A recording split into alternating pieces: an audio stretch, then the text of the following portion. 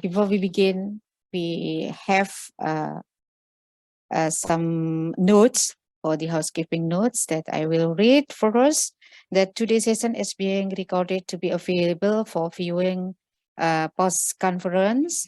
And then if you have a question after the presentation, you can raise your hand or you can write on the box that is served on the room. And then each presenter today will give time 10 minutes for the presentation. So the time given for the presentation is only 10 minutes. You can manage the time. And then if one of the presenter completed their presentation before the 10 minutes is up, there may be the time for a question from attendees. Okay, now let's welcome to our first presenter for Jutens. Okay. I'll share my screen now. Yes, okay, of course.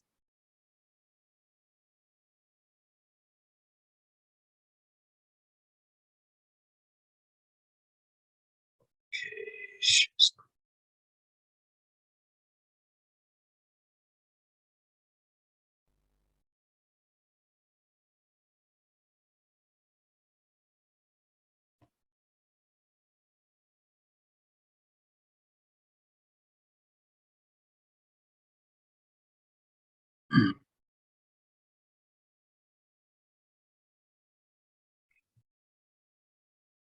Okay, so I'll start my presentation. So good morning, everyone. And first of all, I would like to thank the conference committee for giving me this opportunity to present my work in this conference. So in this presentation, I will talk about incorporating assessment moderation in Malaysian classroom-based assessment teacher training module. Okay. So before I begin, let me provide the context of CBA or Pentaksiran Bilik Darjah in Malaysia. So the CBA was first introduced in 2016 and revised again in 2019. So basically it replaced the UPSR, the Ujian Pencapaian Sekolah Rendah, which was abolished in just last year. And so the primary schools are no longer exam oriented. So this is a huge leap of trend and change of practice for the teachers. Mean to say, the performance level reports for CBA will be used as a reference at the end of primary school in place of public exam results.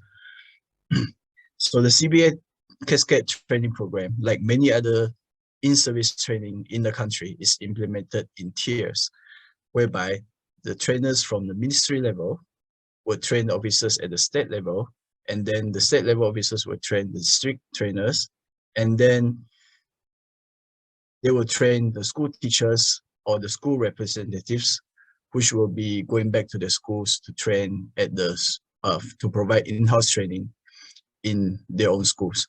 So this approach for in-service training is prone to watering down of information, or we say keciciran maklumat, where the taught curriculum, after passing through all these tiers, might not be originally intended curriculum at the ministry level. Okay.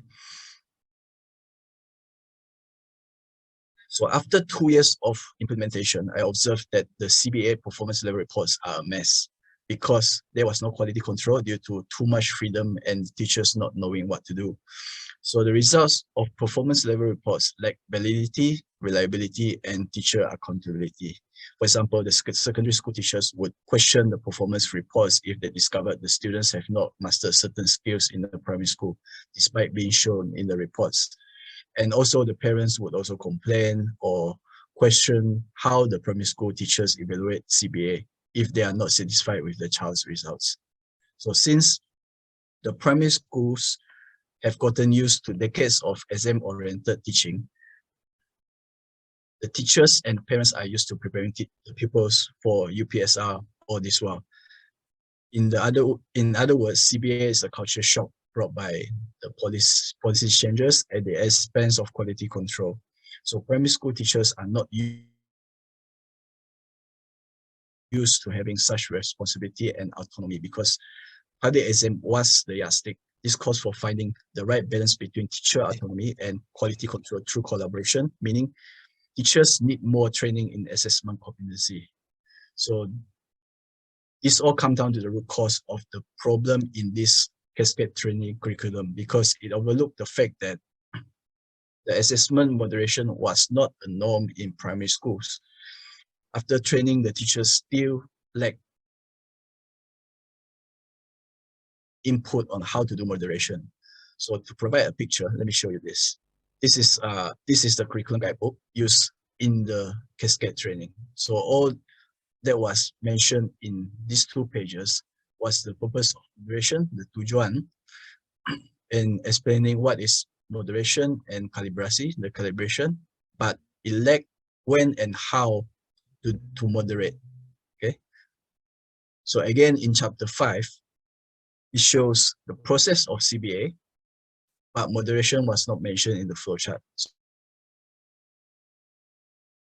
So bearing in mind that primary school teachers are unfamiliar with moderation, they need more hands-on training and experience in moderation to ensure validity and reliability in CBA. Okay, so using this problem-solving approach for developing this teacher training curriculum, I will focus on my agency here as the district trainer from the DEO. So I reflected on what I can do within my jurisdiction to improve the system based on the learner's needs. Of course, I cannot change the prescribed curriculum from the ministry, right?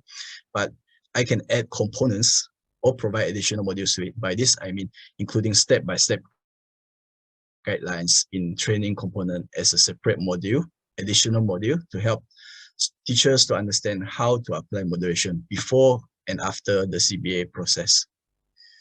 So the moderation before CBA, when developing the CBA materials, this is for material development, the assessment materials, there should be a scheduled meeting, okay, where all the teachers of the same subject get together to identify what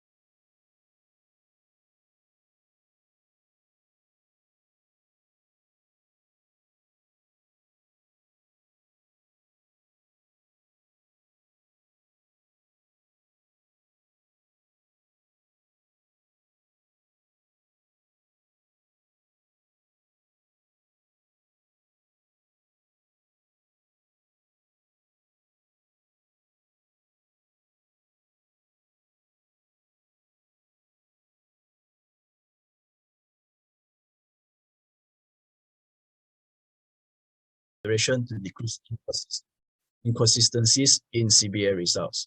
So after identifying the goal, we can come up with learning outcomes. So the learning outcomes involve, okay, the first one, LO1, is to use and apply appropriate moderation procedures in designing CBA materials. So this is before the CBA. And then LO2, which is after the CBA, involves the ability to apply moderation procedures in evaluation after CBA is carried out. Okay, so the third one, it involves leadership quality and the leadership capability to plan, organize, and also engage in moderation sessions for CBA. So while with these learning outcomes, then the materials and lesson can be designed to help the trainers achieve the goal. Okay. So by adopting assessment moderation, these are the implications. As a standalone module for CBA teacher training program, the teachers will have more insights and clarity to apply the concept of moderation in the process of designing assessment tasks to ensure validity, and also in the judgment process after the assessment task is carried out to ensure reliability and transparency of the students' performance level report. So the proposed additional component in this for this assessment moderation in this study is only to better prepare teachers for CBA by providing them a set of framework, okay? Like Dr. Ha said yesterday, it's just a framework to guide them in practicing moderation in CBA when they return to schools, okay? So to conclude, as mentioned by Dr. Ha, curriculum is a living entity, and curriculum planning and development is a fuzzy problem. So we need to be flexible and embrace the messiness of this process. And curriculum is not static, and it should not be regarded as one size fits all. Okay, so therefore, teacher autonomy should be given to improvise and adapt training materials to cater for the needs and constraints across all tiers of the CBA training program. It will help teachers develop assessment competency in finding the right balance between autonomy and quality control. So that's the end of my presentation. So I'm welcome to any questions. Okay, thank you very much, Jitens. The times, we still have 1 minute. Maybe if you have a comment or the question, we give you a chance to give your suggestion maybe or your comment to Jude. It is very important, I think, if we talk about assessment in teaching and learning process, right? Yes, I do agree. And for the curriculum, I think that we still need to refresh the curriculum to get the better learning. I mean, I do agree with Jude. Okay, how about another participant here, presenter? Any comment? Yeah, because we have only 10 minutes at the time. Okay, we thank you very much, Jude. Yeah, we move to the next presenter. Sorry, excuse me. Do we have time to ask Jude a Yes, question? okay, of course. Sure. Yeah. Does okay. he have? Yeah. Do I have time? Hi, Dr. Yeah. Ha. Okay. Yeah. Sure. Yeah, she's my teacher Yeah, at the university. I have to come back today because I'm just wondering, of all the 3 tiers in Jude's model, I was wondering from your experience, which level is the most difficult for the teachers to get a good grasp of? Could you go back to the 3 level? The 3 tiers, yeah, 3 tiers in your model. Okay, the 3 tiers. Yeah. Okay, so Yeah. these 3 tiers, I think only the last one involves school teachers, but I think in the first tier, because they are the ones who actually wrote the curriculum, so I don't think there is a problem for them. Yeah. But the watering down of information actually occurs as it passes through stages. So That's I think right. as a district trainer, my personal experience, I think I still understand what the trainers want us to deliver to teachers. But the problem, like you, back to your question, the problem occurs when these school representatives, the school teachers, go back to school to do in-house training. So maybe our training lasts for 3 days, but when they go back to school, they only deliver it for maybe just 1 afternoon. So imagine how much information is lost during that process. So if we give them this, the slides, like the process that I proposed just now, as a guideline, so maybe after they deliver the content, the individual teachers can still refer back to those slides that are available when we give the training. Yeah. Yeah. I'm also wondering about the tension between quality control and teacher autonomy.